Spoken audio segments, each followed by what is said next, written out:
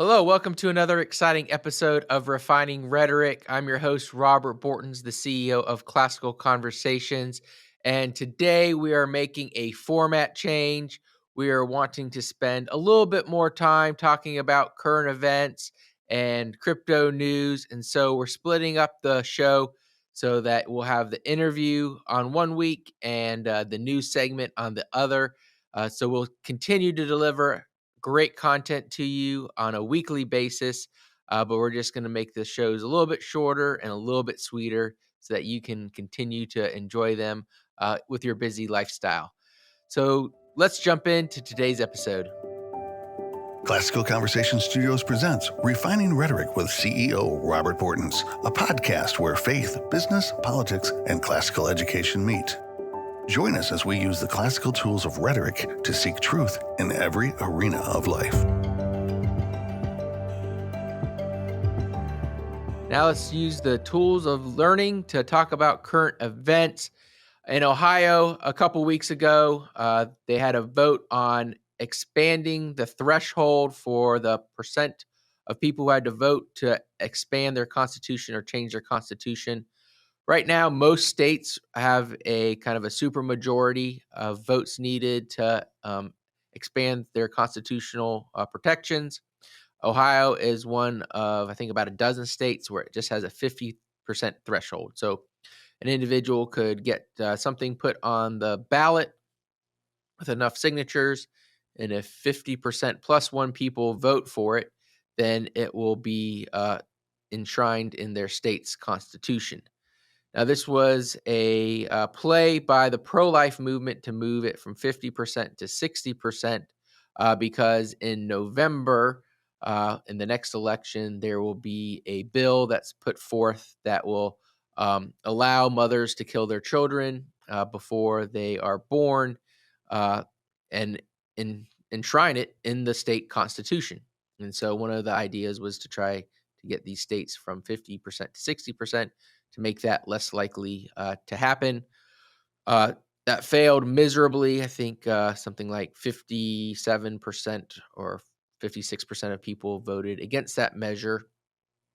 Now, that doesn't necessarily mean that people who voted against that will vote for abortion being a constitutionally protected right in Ohio, but that's what happened. And so as the Republicans kind of figure out what they're going to do, they keep losing at the ballot box on abortion issues and related abortion issues, which, of course, makes me very sad. But The Hill had an article in August 17th that says, the result is a circular firing squad among advocacy groups and candidates that should be on the same page, said Patrick Brown, a fellow at the Conservative Ethics and Public Policy Center. And so you've kind of got two different camps is, of course, we want all babies to be saved as Christians. We believe in Imago Dei. We believe in the right to life and that every life is precious and should be saved. And then you've got the political reality of, hey, let's do a heartbeat bill or a pain threshold bill that people can particularly rally around and save more babies. And so the argument there, there's kind of two camps. One is, if you vote in a way that doesn't save all babies, you're voting to kill babies. And then there's another camp that says, kind of like, hey, if there's an island and there's 100 kids on it and I can save 10, let me do that now and I'll try to save the other 90 later or 80 later, or, an idea of just incremental gains. And so the GOP, or really Christians in general, who typically right now are voting for the GOP, if you're a pro-life person, have disagreements on that, and that seems to be causing us to maybe lose some of the ground we gained when Roe v. Wade was overturned, and we know that tens of thousands of babies have been saved, and not all of them yet, and we need to continue to work towards that. The other thought is, okay, are we working so hard on these state government solutions to really a heart problem and should the church be doing more to reach out to parents who are in tough situations, single moms, and et cetera. And of course, there's hundreds of groups around the U.S. that are doing that. If all the Planned Parenthoods went away tomorrow, the pro-life centers would only need to see, I think, about 2 new moms a day in order to really facilitate those that Planned Parenthood closing down would not be able to see. And so we know we have the capacity out there. But I think as a church, our focus, of course, needs to be on having just laws on our books and for advocating for all babies to be saved. But the church, historically has been known for creating orphanages, for tending to the sick, to create hospitals. And we have given a lot of that power over to the government. And we've seen the decline of Western civilization as the church has moved its responsibility from inside its 4 walls and its congregation and to the government. And so as long as that trend continues, I think no matter what position you take, it's going to be very difficult to win over hearts and minds at the ballot box. Hey, everyone, I want you to know that my friend Sam Sorbo is going to be on our show again soon. If you're like me, you're always looking for good content for entertainment for your family. And I'm excited about her new movie, Miracle in East Texas, which is being released October 29th. It's an encouraging and heartwarming movie about doing what's right, and it's something your whole family can enjoy. It's directed by her husband, Kevin Sorbo, and he stars in the film as well. And Sam co-produced it. And she was on episode 19 of Refining Rhetoric, if you want to go back and listen to that episode. But it's a story about the Great Depression and 2 con men who basically bought a piece of property with oil on it that they thought was worthless.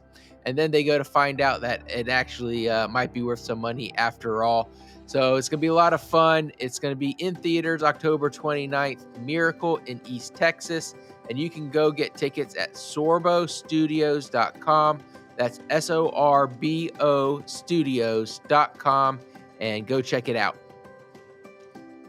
Freedom has to be fought for in every single generation, and those who are against freedom really attack from many different ways. So we always have to be on our guard. And that's why the crypto space is so interesting, because it has such a potential for freedom.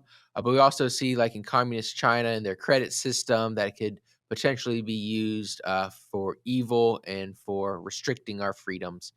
And this is news out of the EU. The EU has been one of the leaders in crypto regulation. Some people embrace the crypto regulation. Some people are against it. But on September 7th, they came out with an article that EU commissioners want digital euro project to be approached after next European Commission in 2024. And Mairead McGuinness, who is the European Commissioner for Financial Stability, Financial Services, and the Capital Markets Union, at a think tank on September 6th, stressed that she wants a slow and quiet approach before a concrete resolution in the primary elections or parliamentary elections in June of 2024.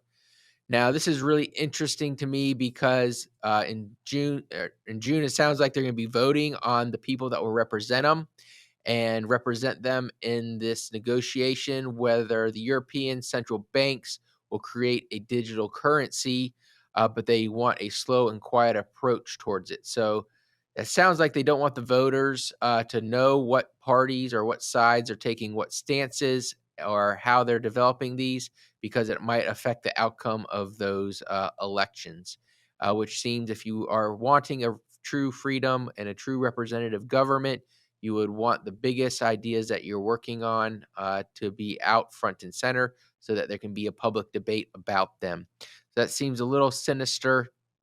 Of course, there are not necessarily, all bad actors. There is good reasons why they might want to do this. One is that through the crypto technology, you're able to transact faster.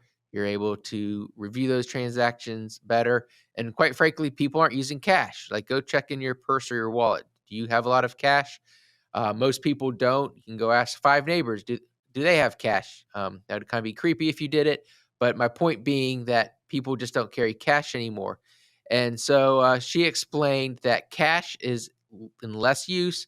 We're using our cards and phones to buy. We're doing e-commerce. And if there were a time when cash was very much diminished, then where do we have public money? The central bank has public money.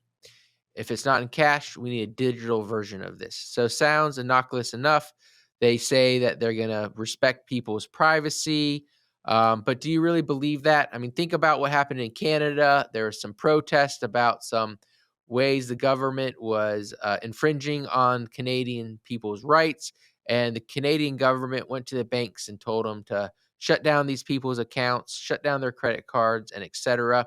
But if you're using a CBDC, the government doesn't even have to ask a private entity to violate your rights. They can violate it directly by cutting off access, or like in China, hey, if you do good things this week that we want you to do, we'll give you more money. If you do bad things, you will have less money, or maybe you're not allowed to spend your money on these items, but only on the items that we want you to spend your money on. And so it is a way to give centralized control to the government, potentially. Now, they don't have to use it that way, obviously, but I believe it was Lord Acton who said that absolute power corrupts absolutely, and we've seen that throughout history. The EU has laws focused on privacy using the digital euros, and so we could see if those could counterbalance them. Here in the United States, a lot of individual states such as Florida are working on banning these types of centralized currencies. Instead, they are embracing private crypto. But the ECB board member Fabio Panetta, who said that they want the EU to lead, to be at the forefront of advanced economics, which isn't a bad thing in itself, but they want to do that because they do not want to be eclipsed by the private sector service providers. So instead of individuals saying, hey, I want to use this service provider or that service provider, and picking what is best for them as an individual or family or community, the EU wants to control all those decision-making points. So the fact that the EU is wanting to do this silently before an election, and not make a lot of waves, that they're wanting to put themselves, the government, ahead of the private sector, all says to me that this could have some nefarious actions in the future, and why we are so passionate about protecting ourselves here in the United States, why we do not think there should be a central bank digital currency. That yes, crypto has its place, but its place is in free markets and people choosing to invest their hard-earned money, or use them as store of values, or use the technology as ways to make legal agreements, or whatever opportunities are out there, that it should be decided by individuals and not by the government. And if the government starts deciding it, it could really limit our opportunities here in the United States to spend money where we want it to. Just think about the January 6th events, and the fact that these credit card companies sent all the statements of anyone who's ever bought a gun to the federal government, even though they weren't required to by law. Imagine the federal government doesn't even need that information from the credit card companies. They can just go ahead and get it on their own because they have all those ledgers available to themselves. So that's why we are very skeptical that CBDCs will promote freedom. Instead, we would look towards Bitcoin, or maybe a new sort of cryptocurrency that has intrinsic values around money and around freedom that we could all get behind. So stay free and stay educated about the cryptocurrency space, because nefarious actors can definitely use this in multiple ways to harm our freedom here and abroad. Thank you for joining me today. Should Christians support only absolute abortion bans, or can we take a staggered approach and take what the government will give us and say, okay, if we can get a 12-week, let's get 12, then let's get 6, let's get absolute at the end. What do you think about that? and central bank digital currencies. They could be coming to Europe soon. We do not want them to come to the United States, so make sure that you are letting your elected officials know that you do not want the government having this sort of control here in the U.S. Please share this podcast with a friend and be sure to tune in next week. Until then, keep practicing the 15 tools of learning, and God bless. Thank you for listening to Refining Rhetoric with Robert Bortons. Want more? Make sure to subscribe so you won't miss an episode. You can also follow us on social media to continue the conversation, and visit classicalconversations.com/rhetoric to find out how you can join a local homeschool community.